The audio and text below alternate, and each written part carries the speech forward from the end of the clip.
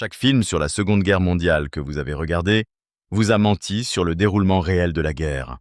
Pas de petits mensonges, d'énormes mensonges, défiant les lois de la physique, historiquement impossibles, qui auraient à coûter la vie à de vrais soldats en quelques secondes. Hollywood recycle les mêmes mythes de combat depuis 80 ans. Et des millions de personnes pensent que c'est ainsi que la Seconde Guerre mondiale s'est réellement déroulée. Détruisons ces mythes, une fois pour toutes. Mythe numéro 10. Les soldats chargeaient à travers des plages ouvertes. Ce que Hollywood montre. Des soldats sprintant sur les plages de Normandie lors de charges dramatiques. Pure fantaisie. Voici ce qui s'est réellement passé le jour J. Les soldats rampaient sur leurs estomacs pendant 3 à 4 heures. La progression moyenne était de 12 yards par minute. C'est plus lent qu'un bébé qui rampe. Les véritables assauts de plage impliquaient de s'allonger à plat, derrière des corps sans vie pour se protéger. Creuser des tranchées peu profondes avec des casques et avancer centimètre par centimètre. Un vétéran l'a décrit. Nous avons passé plus de temps avec nos visages dans le sable qu'à rester debout. Quiconque courait mourait. Mythe numéro 9. Les mitrailleuses faisaient un carnage, tout ce que Hollywood adore. Montrant des MG40, deux mitrailleuses tranchant à travers des pelotons entiers. Retour à la réalité. Les mortiers ont causé 60% des pertes d'infanterie. Les mitrailleuses, moins de 10%. Les calculs sont simples. Un obus de mortier a un rayon de destruction de 9 mètres. Une balle de mitrailleuse mesure un demi-pouce de largeur. La doctrine allemande stipulait spécifiquement que le mortier est l'artillerie de l'infanterie. Les véritables batailles étaient décidées par des tirs indirects que vous ne voyez jamais venir. Pas par des duels dramatiques de mitrailleuses. Mythe numéro 8. Les batailles de la bataille de chars étaient des duels à grande vitesse. Chaque film de tank présente une version NASCAR avec des canons. La vérité? La portée moyenne en combat de chars, 800 yards. Vitesse moyenne lors des engagements, immobile. Les équipages de chars passaient 90% de leur temps en combat à l'arrêt. En regardant à travers les périscopes, en essayant de repérer des ennemis. La véritable guerre de chars était comme jouer à une mortelle partie de cache-cache avec des machines de 40 tonnes. Le célèbre as des chars allemand, Otto Carius, a écrit « Nous restions immobiles pendant des heures. Le premier char à bouger mourait généralement. Mais essayez de montrer 4 heures d'immobilité dans un film. » Mythe numéro 7. Les tireurs d'élite avaient une visée parfaite. Les tireurs d'élite d'Hollywood ne manquent jamais leur cible. Voici les chiffres réels de la Seconde Guerre mondiale. En moyenne, un tireur d'élite avait besoin de 20 balles pour faire une victime. Les facteurs environnementaux rendaient les tirs à longue distance presque impossibles. Le vent, la pluie, le brouillard, la fumée et l'épuisement faisaient que la plupart des tirs de sniper se produisaient à moins de 200 yards. Le tir le plus long confirmé du sniper soviétique, Vassili Zaïtsev, 400 yards.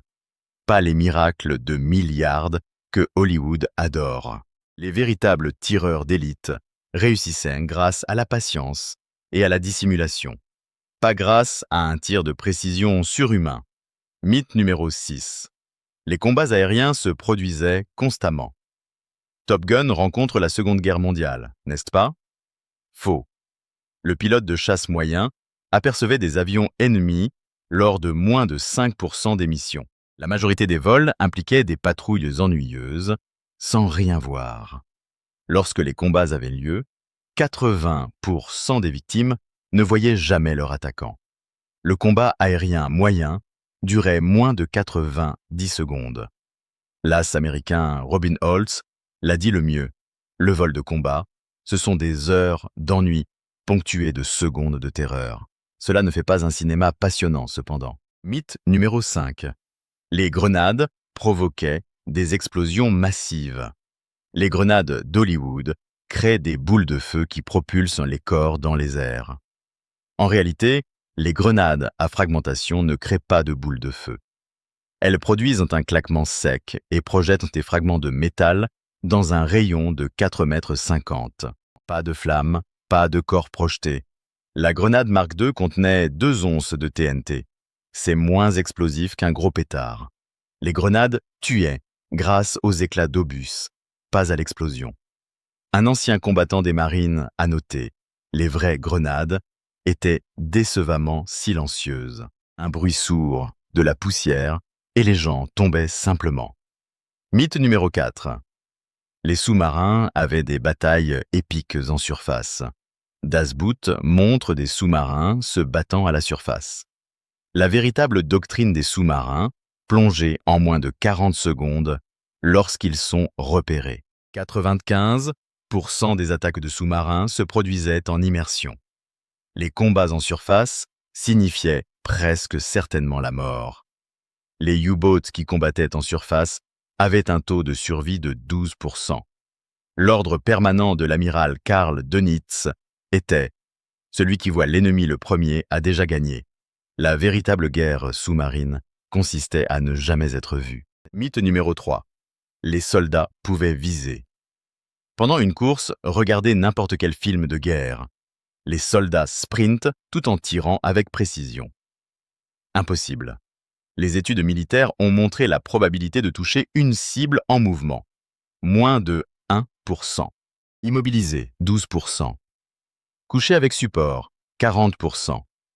La véritable doctrine de l'infanterie exigeait de s'arrêter, viser, tirer, puis bouger. La course de 3 à 5 secondes était le mouvement maximum sous le feu. Manuel de l'infanterie britannique, 1943. Feu et mouvement signifient tirer, puis bouger. Jamais les deux en même temps. Mythe numéro 2. Les batailles nocturnes étaient visibles. Les batailles nocturnes d'Hollywood sont commodément éclairées par des éclats de bouche et des explosions constants. Réalité. Les soldats se battaient dans une obscurité absolue. Pas de vision nocturne, pas d'éclairage. La plupart des combats de nuit impliquaient de tirer sur des bruits.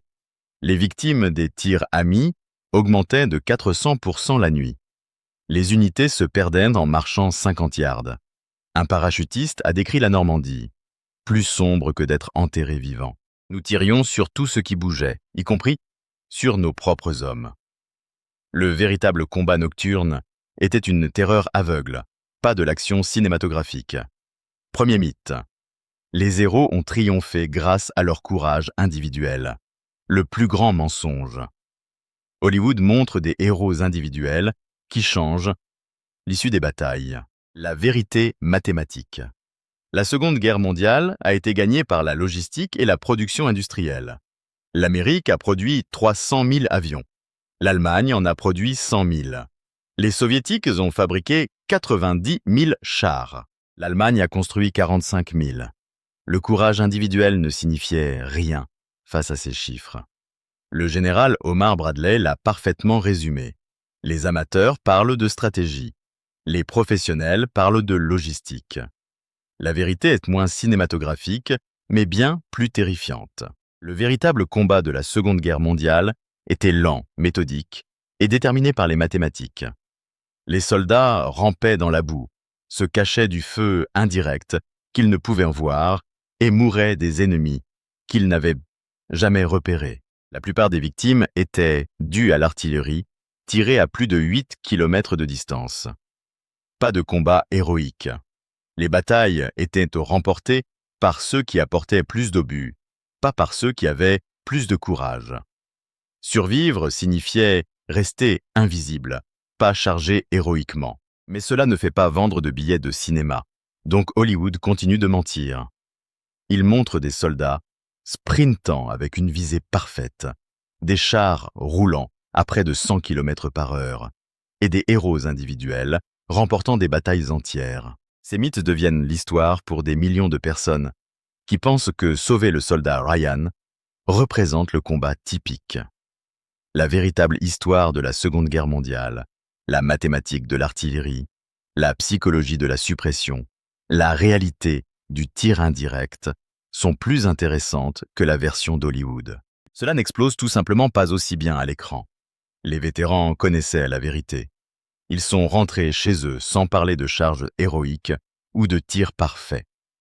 Ils se souvenaient d'avoir passé des heures dans la boue, tirant sur des buissons qui pourraient contenir des ennemis et regardant des amis disparaître dans des barrages d'artillerie. Ils savaient que la guerre ne reposait pas sur l'héroïsme individuel, mais sur la survie collective face à des calculs industriels. La prochaine fois que vous regarderez un film sur la Seconde Guerre mondiale, souvenez-vous, chaque soldat en courant devrait ramper. Chaque bataille nocturne visible devrait être d'un noir absolu. Chaque char en mouvement devrait être à l'arrêt. Et chaque charge héroïque devrait être un calcul méthodique. La véritable guerre a été remportée par les usines, pas par les héros. La victoire s'est jouée en tonnage, non en courage. Elle s'est décidée dans l'ennuyeuse logistique, pas dans les batailles dramatiques. Mais l'ennui ne remporte pas les Oscars.